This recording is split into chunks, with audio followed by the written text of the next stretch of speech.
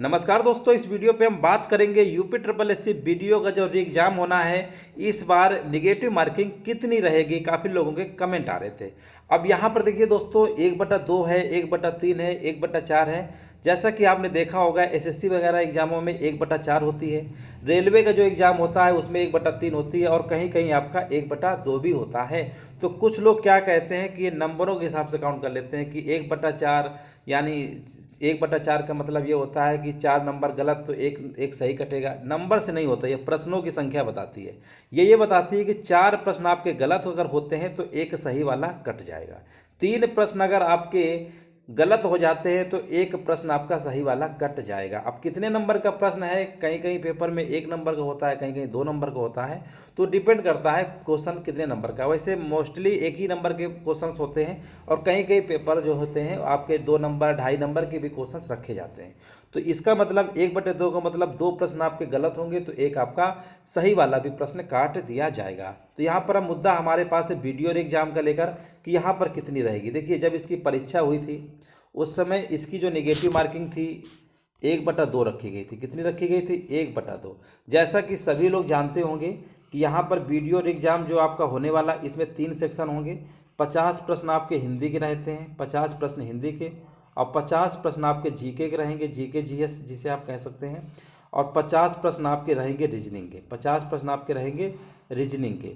ठीक है ना, ये आपके सिलेबस में दिए गए 50-50 यानी टोटल 150 नंबर का पेपर आपका होगा। 150 नंबर का नहीं, 150 प्रश्न आएंगे। और टाइम की बात करेंगे तो टाइम आपका 2 घंटे का होगा पेपर, 2 घंटे का पेपर होगा, याद रखिएगा। अब सबसे बड़ी बात है कि यहाँ पर पेपर में पहले तो पता होना चाहिए कि क्वेश्चंस जो आपके 150 प्रश्न आएंगे, समय 2 घंटे का, एक प्रश्न कितने नंबर का होता है। तो दोस्तों याद रखिएगा, एक प्रश्न आपका 2 नंबर का, 2 नंबर का क्या होता है, एक प्रश्न आपका होता है। ठीक है ना, 2 नंबर का एक प्रश्न होता है। और निगेटिव मार्किंग पिछली बार 1/2 थी, तो पुनः वही नेगेटिव मार्किंग रहेगी। और ये क्वेश्चन पे होता है, कोई नंबर पे नहीं होता है। अब जैसे मान लीजिए एग्जाम्पल में हम आपको बता रहे हैं कि आपने क्या किया, 300 प्रश्न क्या किया आपने, अटेंड किया। 300 प्रश्न, सॉरी 300 कह रहे हैं, 150 प्रश्न आपने अटेंड किया। तो 150 प्रश्न अगर आपके पूरे पूरे सही हो जाते हैं तो आपको नंबर कितने मिलेंगे? 300 नंबर मिलेंगे। जब आप 150 प्रश्न क्या करते हैं, सही सही कर लेते हैं। एक प्रश्न 2 नंबर का है तो 150 प्रश्न सही करने पर कितने नंबर आपको मिलेंगे? 300। अब मान लीजिए 150 तो आपके पूरे सही होंगे नहीं, मान लेते हैं कि आपके 40 प्रश्न क्या हो गए, गलत हो गए। देखिए समझ लीजिए कैसे होता है। 40 प्रश्न आपने क्या किया, गलत कर दिया। तो 40 प्रश्न गलत कर दिया, एक प्रश्न आपका 2 नंबर का है, तो आपके 80 नंबर तो ये तो कम होंगे ही, 80 नंबर तो आपके कम होंगे ही। ठीक है ना। और साथ में यहाँ पर बताया गया था कि 2 प्रश्न अगर आपके गलत होते हैं, एक सही भी कटेगा। तो 40 प्रश्न गलत होने पर आपके 20 प्रश्न और कटेंगे जो सही आपके होंगे।